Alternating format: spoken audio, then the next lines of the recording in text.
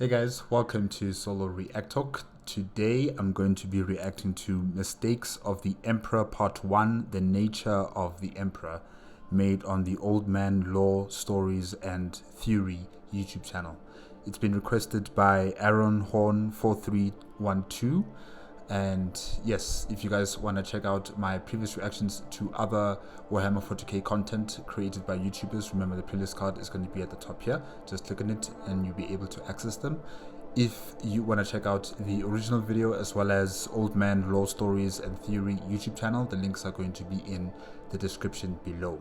Okay, let's start. 3, 2, 1, go.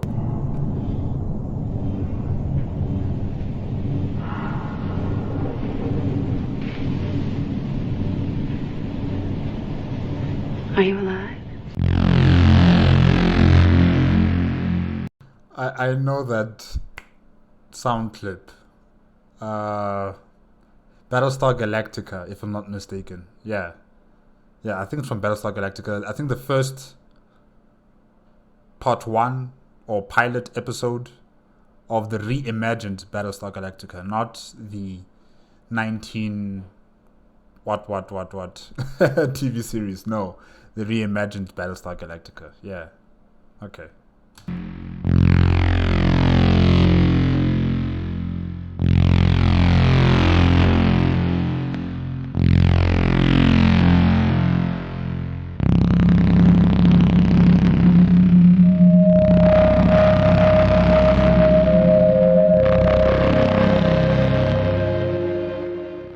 I am no god, nor shall ever be. You cannot condemn me. I am punished enough. How dare you presume to understand what I have done, and what sacrifices I have made, and what I now must suffer? You will never know the depths of my pain, for which I am grateful. This is going to be the first in a series on the mistakes of the Emperor. Face your heresy! When someone first hears those words, the first thought is, and should be, You inspire your men to study such foul smut, Commissar? You heretic! indeed, in the 41st and 42nd millennium, the concept that the Emperor could have made a mistake easily qualifies as heretical in nature. In fact, during the height of the Great Crusade, the concept that the Emperor could have made a mistake was considered boorish and rude to the extreme to speak aloud. It was only during the late Crusade and onwards into the Horus Heresy that people began to question the decisions of the Emperor. Indeed, several of the Emperor's decisions are questionable at best and damning at worst. This was going to be a dive into what I at first thought was going to be a condition of stupidity by need in a plot.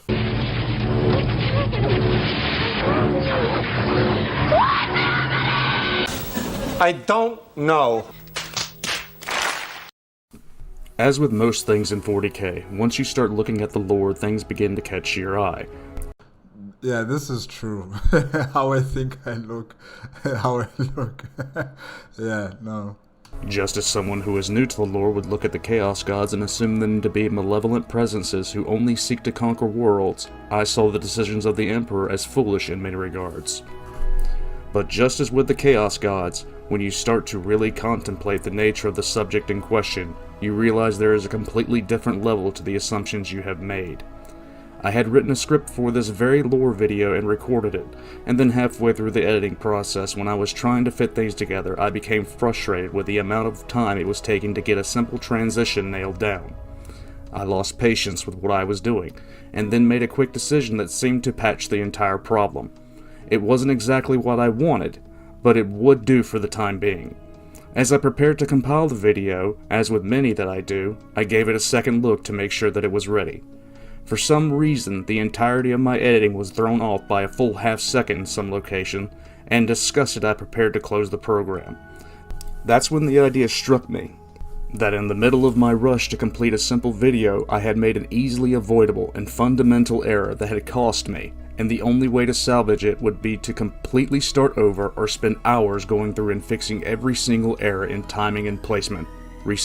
The old man sounds like the Emperor right now. You know, the great plan, he's already designed how this video is going to be like. He's edited it, and he's reviewing it, and then he sees mistakes, he sees flaws in it, and now he wants to restart the entire process all over again. Of course, the Emperor can't do that now. What's done is done. He now just has to try and do something out of this catastrophe from the Horus Heresy and through the past 10,000 years. So yeah, it's kind of like the Emperor here. Setting clipped audio files and images, but even if I did that, my end product would not be as I intended.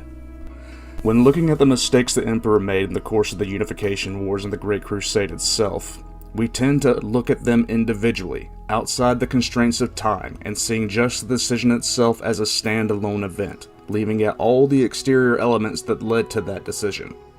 After scrapping the old video and beginning a new one, this one, I have come to a different conclusion. My hand is heresy!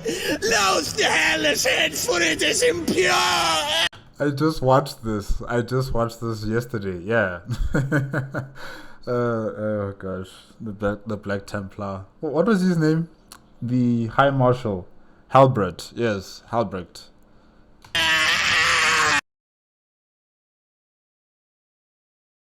No. The Emperor did not make terrible choices out of incompetence nor stupidity. He did not make the interpersonal choices out of malice or hate. In the 41st and 42nd millennium, the Emperor is worshipped as the true god of mankind, but in the 31st millennium he was known as just a man, and just like any man he fell victim to a sin we have all experienced and suffered because of: impatience. I feel your eyebrow raising in question as you listen to this, and your good commissar has not lost his mind nor his reasoning. Well, we have been told, or should I say I have been told, that, he was working against the clock. Like, he didn't have enough time. Or should I say humanity did not have enough time. He had to complete his projects and his plans before time was up, and, that moment, that chance to save humanity would have slipped through his fingers. So I've heard from Malkidor, telling Jagatai Khan that, we're fighting against the clock, we're chasing, we are running, trying to fix or trying to complete this plan before it all falls apart, So yeah, I guess it's understandable that the Emperor was in a rush, and many of the decisions that he made were solely based on the fact that he did not have enough time. I don't 100% agree with it, but yeah. When you look at the errors the Emperor made without context, it is easy to chalk up the decisions made to either plot convenience or pure contrivance. This is not a reader or a fan making excuses for bad writing. This series is no longer going to be about how a plot hole needed to be filled so the Emperor did something seemingly out of character. This is going to be an in-depth look at the very nature of the Emperor himself, a figure who is so far beyond even those who are closest to him in power and intellect that even to them he is godlike. We don't consider the actual nature of the man himself. The first Voxcast in this series was going to be into the decision of the Emperor to keep the full extent of the Webway project from his sons, a decision that ultimately led to the Chaos Gods being able to exploit Horus's doubts of the Emperor and turn on him. There are several decisions like this that had absolutely catastrophic results. His treatment of Angron upon first meeting him, his failure to cure Conrad Kurz of the warp-induced mental trauma that slowly drove him insane. Decisions like this, as well as others, seem ill-advised, ill-conceived, and directly led to the fall of the legions of these Primarchs to the power of chaos. What frustrates me the most about, the Emperor not helping his sons was that he gave them legions to command, knowing fully well that these Primarchs are not mentally stable. They are not mentally stable to command anyone. But he gave them those Astartes, those legions. And that's the sort of power that was then turned against the Emperor during the Horus Heresy. if he had allowed the Primarchs, just to go on their own, or, take them to some sort of retreat or some sort of camp where they can try and fix themselves mentally, while their legions continue on with the conquest of the galaxy until they were mentally prepared and stable to take command of their forces. Then you can present them. You can present the legions to their Primarchs. He should have done something like that, but instead, as soon as he got these Primarchs like Angron and like Conrad, because he introduced them directly to their legions, and then he said, "Get to work. Go and conquer the galaxy under my name." Yeah. But with all of that being said, we have to consider the nature of the one who made those mistakes. In the 42nd millennium, it is considered heretical to even contemplate that the God Emperor could have made an error, and with those errors being so apparent, how could he have come to be worshipped as a god? Even today we have deities that have made errors. Take the Judeo-Christian tradition, for example. The existence of the snake in the Garden of Eden can be called nothing else but a mistake. It is not uncommon for those who are deified to have made mistakes in any pantheon, in any mythology. Every single deity has made critical and profound mistakes that could have easily been rectified if not for one simple common theme. The said deity having a difficult, if not impossible time being able to relate to the interests, temptations, and desires of the common person. I now hear you thinking, the Emperor was a man. How is it that he couldn't relate to us? Well, man, this man, he says that he's not a god, and he says that he's a human being, and that he loves us, but no, man. This thing, I don't know what it is, this entity is not human. It cannot relate to us. It has so much power.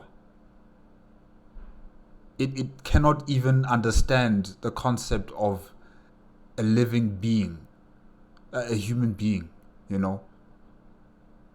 It can't even understand why humans believe in things like gods or rocks like the lightning stone, Why do they have faith in things that are not scientifically approved, if I can say that, or researched? This man is not one of us. It's an entity created by those shamans who sacrificed themselves, thinking that they were going to create the answer to a problem that is in the far future. And it didn't work that way. Whatever they created here is not human. It's an entity that you could say it's like a chaos god itself. The way humanity continues to suffer in the Imperium of Man. And I know people are going to say, if it weren't for the Imperium of Man, humanity would cease to exist. I'm very skeptical about that notion. There have been countless advanced societies in the galaxy after the Age of Strife, when humanity, or should I say, the Emperor was commencing his crusade across the galaxy. There were other advanced societies in the galaxy who had the capabilities and the technology and the technical know-how to survive in this horrendous galaxy.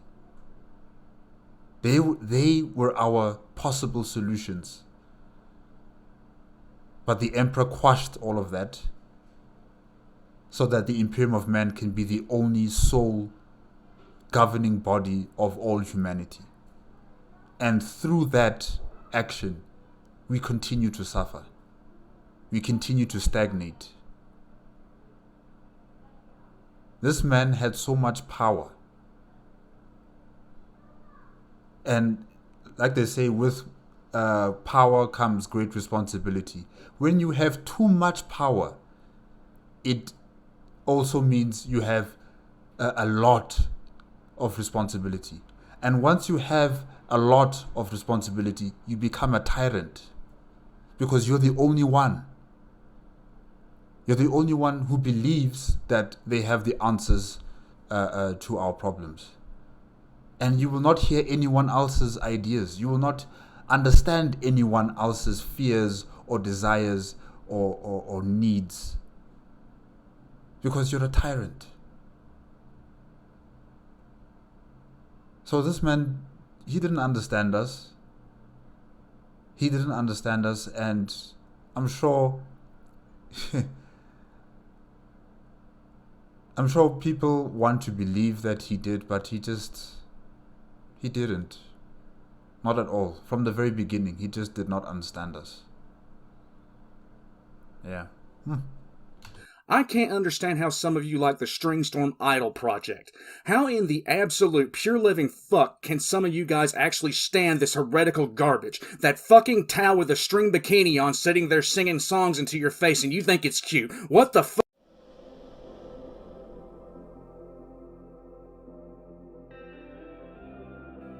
Commissar, don't be difficult. You need your blood pressure medication.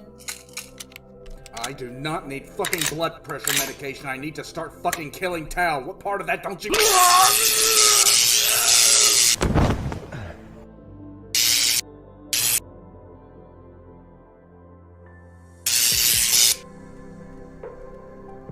There, all calm now.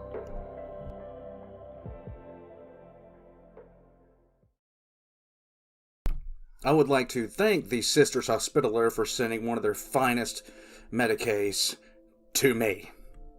It is much appreciated to have somebody standing nearby me to make sure that I don't do anything rash or unreasonable like exterminating worlds for what the Inquisition is calling little to no reason whatsoever. Which is hilarious, because the Inquisition telling people that they blow up worlds for little to no reason whatsoever would be like Angron telling Corvus Corax that he has anger issues.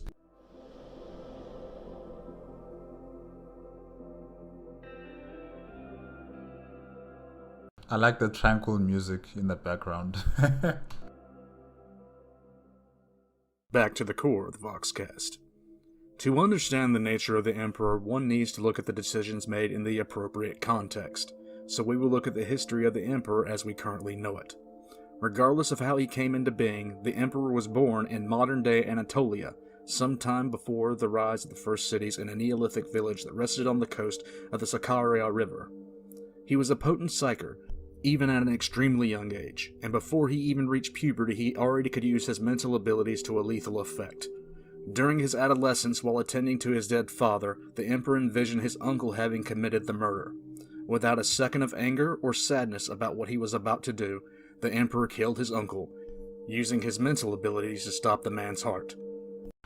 But you see here, this is another problem. Someone who is so powerful, who can see into possible futures, and then they have this thought in their mind that they know what's best, that they know the answers. The moment you start changing the future to whatever you desire, it's no longer predicting the future. You're no longer predicting. You're making, this future that you desire. And the moment you start going down that path, there is no end to it. There's always going to be another problem over the horizon.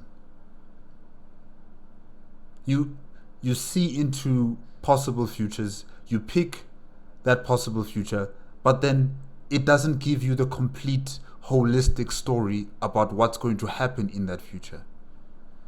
The Emperor saw his father dying at the hands of his uncle.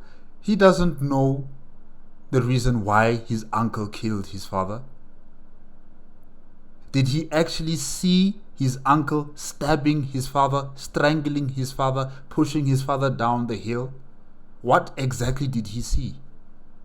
How did he interpret it and understand that, oh, my uncle is going to kill my father? When you don't know the complete holistic story behind that action, it results in catastrophe in the future. Just like when the Emperor makes decisions thinking he knows best because he's seen through the future, he doesn't understand or doesn't see all these other unseen factors that might hinder this possible future that he's chosen.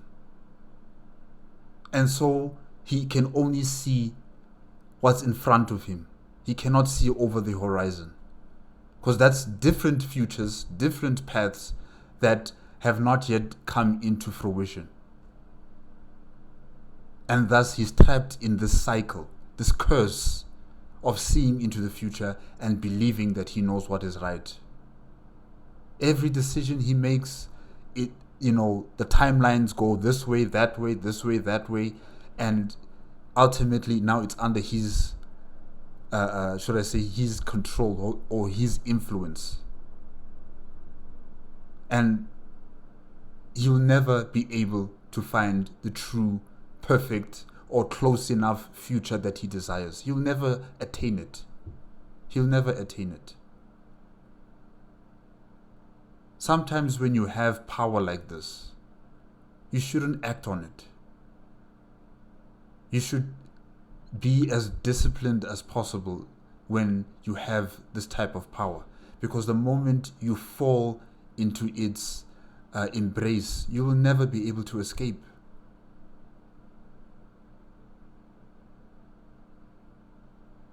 Yeah. According to the Emperor himself, this was when he realized that humanity needed to be stewarded to reach its full potential. It is likely he then left the village for what is known to him as the first city of humanity, which most likely was a Sumerian city-state. The Emperor has been alive since then, watching from the shadows and attempting to guide humanity without directly stepping forward. He is a being known as a perpetual. If you are unaware of what a perpetual is, it is a human who, through either natural or artificial means, is immortal.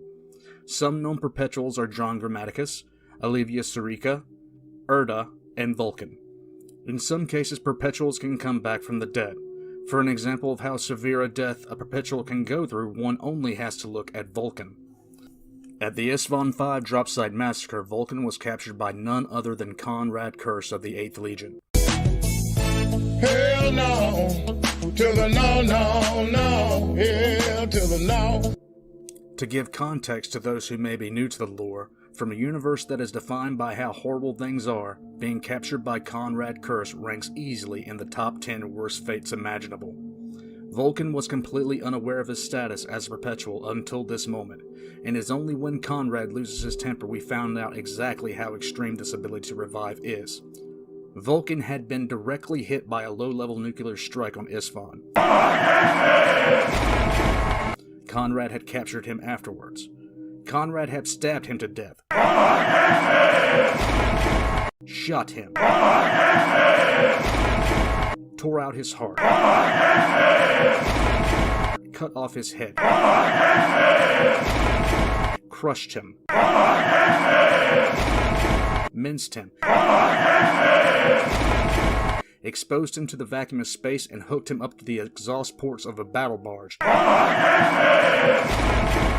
And yet Vulcan still kept coming back to life.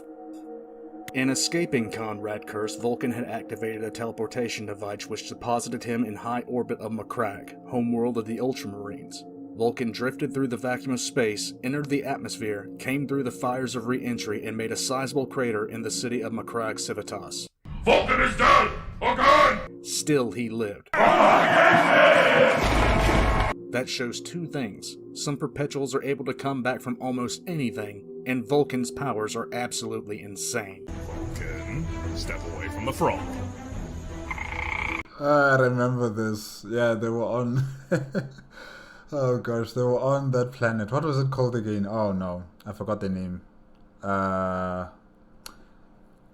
It's not Trigoris, sorry. Gosh, what was the name? Catachan, yeah, they're on Catachan. I would like to pet this creature. Don't do It would be but a single poop on its noggin. Do not poop that Mary suicide bomber. I want to poop the snoot. Stop wanting. But Stop! must. Vulcan! But poop. No pooping! No!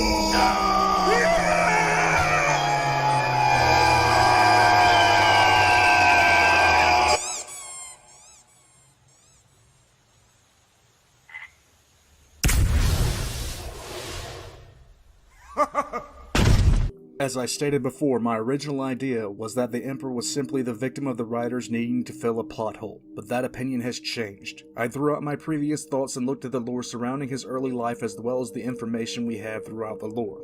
The earliest example of this is a perpetual known as Erda. Her name translates to Earth in Old High German. Real subtle there, Games Workshop. She claims she met the Emperor when he was known as Neoth. Neoth. Okay. Neoth. Neoth. Oh. It is unclear if she is actually older than the Emperor himself, but what is known is she became personally involved with him. And got busy! But really though, what in the fuck do you mean?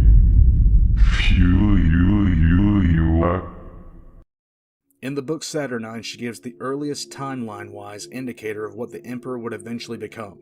It is often said of 40k lore that the timeline is so vast and records are so poor that even things that are accepted as fact could be no more than hearsay.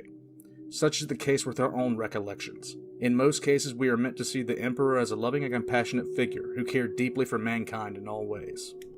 As more of the Horus Heresy series has come out, and more of the Emperor's closest advisors have been introduced, we see a much different, and from my own perspective, much more believable personality. When she speaks to the Emperor, it's clear that even though they were both perpetuals, she did not view herself as an equal to him. In fact, the way she spoke, she was nothing more than a candle next to a bonfire in comparison with him in intellect and drive, and her opinion of herself was high. What we gain from this insight is even among natural-born perpetuals like him, the Emperor was overwhelmingly powerful. The more she speaks, the more of an insight into the Emperor's personality we gain. Throughout their time together, other perpetuals would join them for a time but eventually leave, almost always because of the Emperor's vision simply driving over them, and being unable to deal with the arrogance he displayed and the risks he took to advance humanity. Do I have a theory? Yes. The theory is the Emperor of Mankind, in fact, a giant asshole? The answer is yes. She claims it was the other perpetuals leaving that caused the Emperor to begin on the Primarch project, an attempt to create loyal yet artificial immortals which would advance the Emperor's goals. Near the end of the Unification Wars, the Emperor had driven most of the perpetuals who had accompanied him away. Only those whose views aligned with his own stayed. Erda claims that her genetic code was used alongside the Emperor's to form the Primarchs.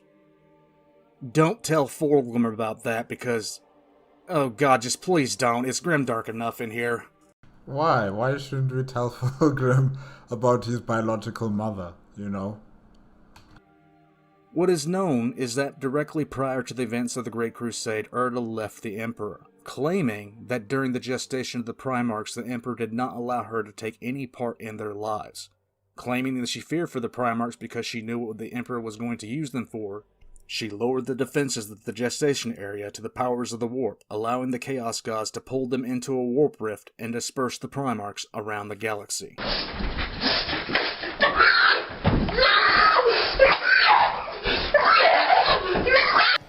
Okay, this is supposed to be a video on the mistakes of the Emperor, but holy shit, woman.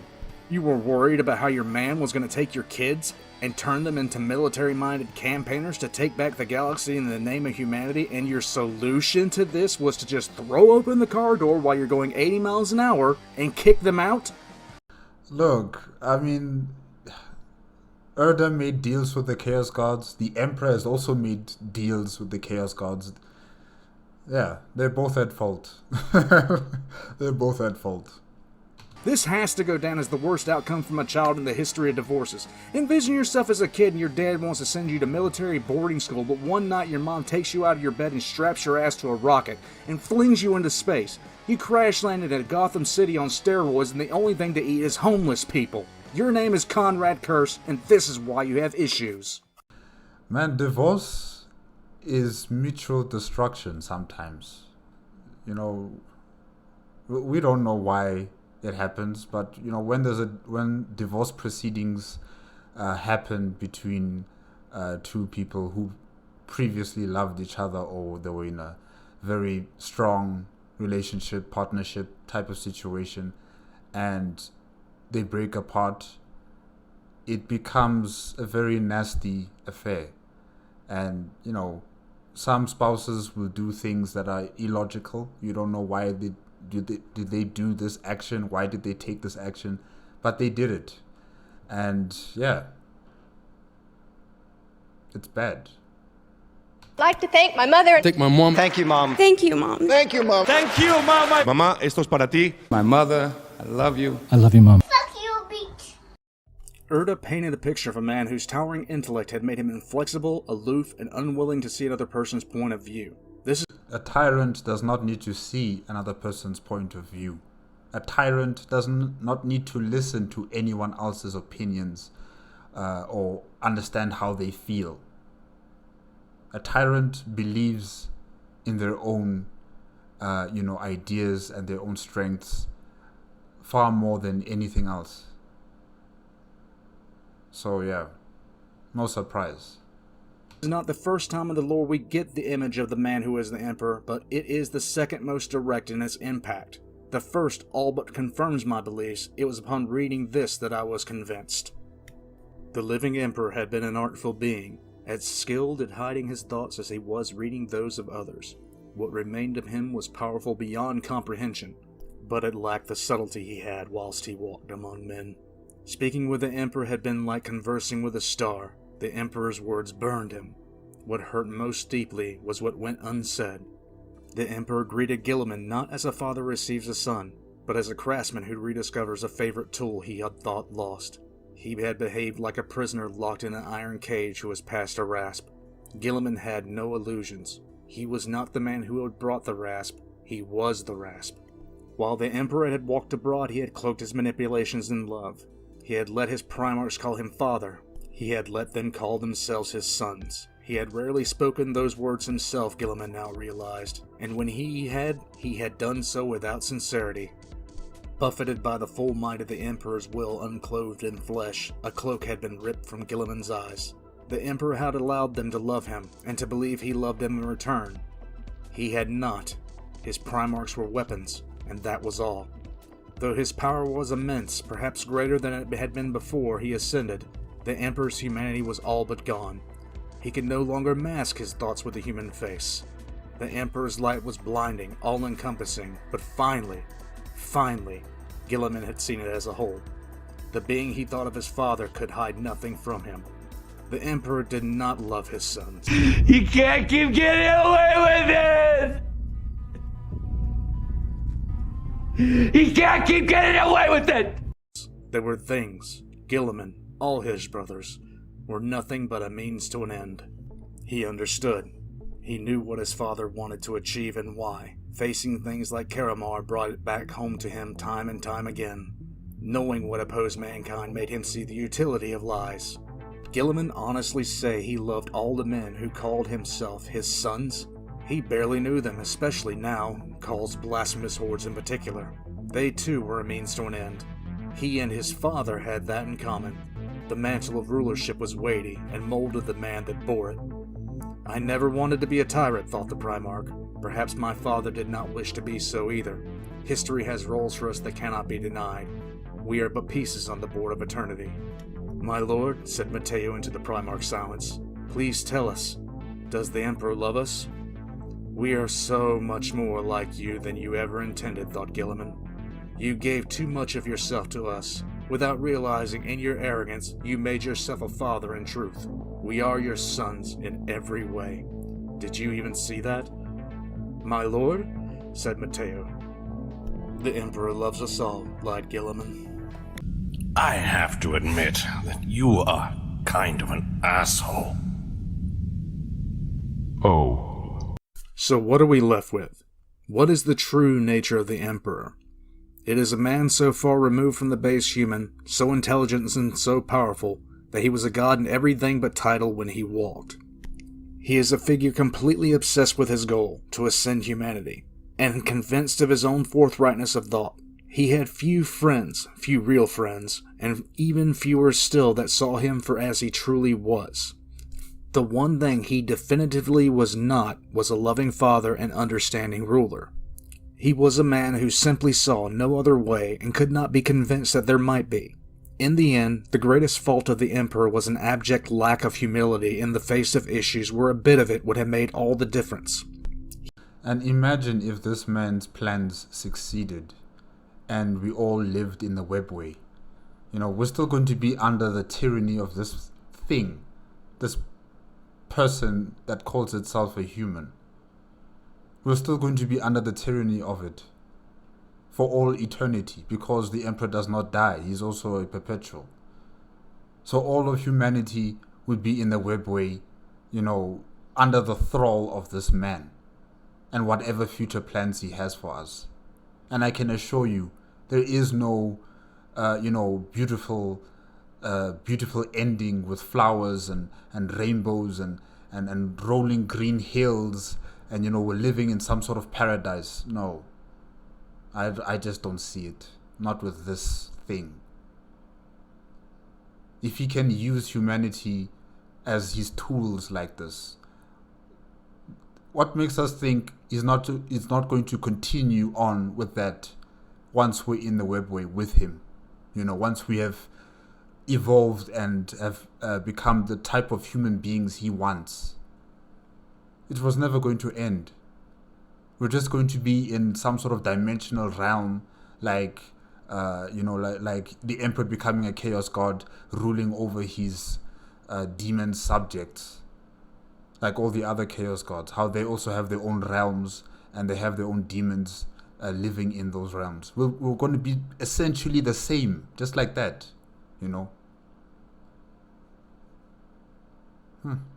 He viewed his Primarchs, and all other humans in fact, as a means to an end, not as true sons and subjects, but as tools. Now place the Emperor in that context and revisit the decisions made. Think of the decisions made and consider the nature of the man who made them. The decision to hide the truth about the warp, telling a convenient lie, not to have to explain a complex truth. The decision to allow Lorgar to continue to worship him, only stepping in when the Word-Bearer's Legion moved too slowly to ignore. The handling of Angron and the Emperor's lack of compassion and empathy toward his 17th son. This is not the decision-making process of an idiot or the simple need to fill a plot hole. These mistakes are all a part of the character makeup of the Emperor himself, and while he most definitively had the patience to make plans that lasted several thousand years to come to fruition, he had very little indeed when it came to dealing with interruptions to those plans or even the explanation of them to others. He did not want discussion. He did not want input. He wanted results and nothing else, and as long as those results are satisfactory, the ends completely justified the means. His arrogance in the face of this broke no debate, and the only times he ever truly debated, he did so only to pass the time.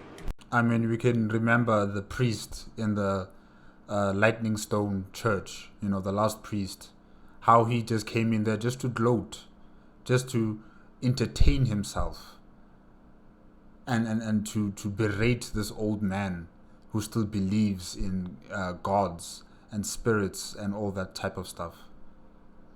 He didn't have to do all of that. He didn't have to go there personally to go and talk to this man, but he went there. He had the time. He had free time. He was bored. In this series, I will look at the Emperor's choices through this light, with this understanding of him. The nature of the Emperor dictated his own fall, and every decision was well within character. He sought to build an imperium that would be laid out to very exacting specifications. A house for humanity, if you will. And using the tools he himself made, he intended to build that house. I have been in construction myself for a decent portion of my adult life, and there's a very simple comparison to make. When I build a house, I don't negotiate with the hammer. Damn.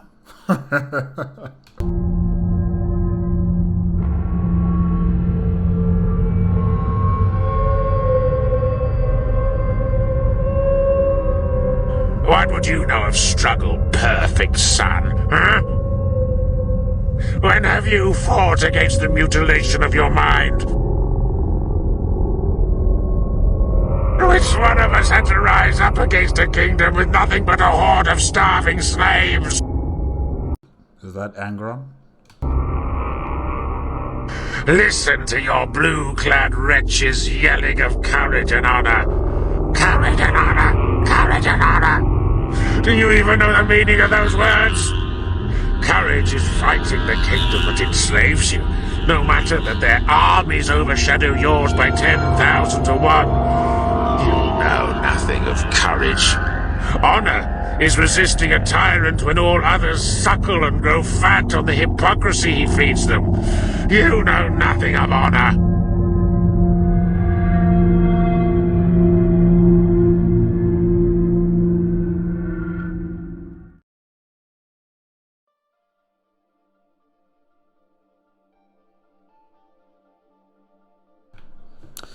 Okay guys, that is it with the mistakes of the Emperor Part 1, the nature of the Emperor, made on the Old Man Lore Stories and Theory YouTube channel, requested by Aaron Horn 4312. Yeah, this was good. This was really, really good. I enjoyed it, and I can't wait for part 2, part 2 of the mistakes of the Emperor. And you know, like I've always said, this tyrant, just don't believe everything that is said about this tyrant, you know. Always question. Don't just accept what is spoon-fed to you. There are times where, you know, we have been told that the Emperor loves us, when you know it in your heart, this man doesn't love us, or this thing that calls itself a man does not love us. You know, we are given excuses and told that, you know, this emperor has to rush with his plans because there isn't enough time for humanity. Really? Really? Are we really going to believe that? What set the motion for us as humanity to run out of time? When did it start? When did it start? Also, in terms of him seeing the future, it's a very complicated curse, I would say. It's not an advantage on his part. It's not a power that I would bestow upon anyone, or a power that I would want, you know, to see into the future, because it's a curse. Your choices are now dictated by your desire to see all these possible futures. And once you block yourself from what's happening in the present, and blocking yourself from the people that surround you, those that support you, those that you claim to love, those that love you, you know, those that seek validation from you. Once you start blocking them out because you're only thinking about these possible futures that you want to accomplish, that's when you just lead yourself to catastrophe. The Emperor, I will always say this, the Emperor is a tyrant. He's not someone here that's going to save our lives. He's not something that's going to bring humanity to some sort of great utopia existence. He's not something that's going to give us the answers to freeing ourselves from the Chaos God's influences. He's not that type of being. No. This thing is a monster. This thing only consumes and destroys, and tries to remake us into its image. And we can't become like him. We can't. We can't be forced. We can't be pushed. This will take time. This will take many hundreds of thousands of years for humanity to evolve to the point where they are in full control of their own existence. You know? It will take time. And it's something that this thing cannot understand. And definitely the Emperor sees us as his tools. He sees his Primarchs as his tools. He does not love them. I know people in the comment sections for my previous videos also tell me, no, the Emperor loves his children. If he didn't love the Primarchs, then he wouldn't have done 1, 2, and 3, and 4. Really? Really? Open your eyes, guys. Don't fall for the traps that tyrants set out for you. The propaganda that they will push to make it seem as if they've tried their best to help us when it was never about us. It was never about us. Yeah, no, I'm going to like this series. I'm really going to like the mistakes of the Emperor. Definitely, I'm really going to enjoy it. Guys, that is it with part 1. Remember, if you want to check out the original video as well as Old Man Lore Stories and Theory YouTube channel, the links are going to be in the description below. And if you like my reaction, please give me a like, comment, and subscribe to my channel. Click on the notification bell if you want to be up to date with my latest videos, and I'll see you guys hopefully next week. Okay? Bye-bye.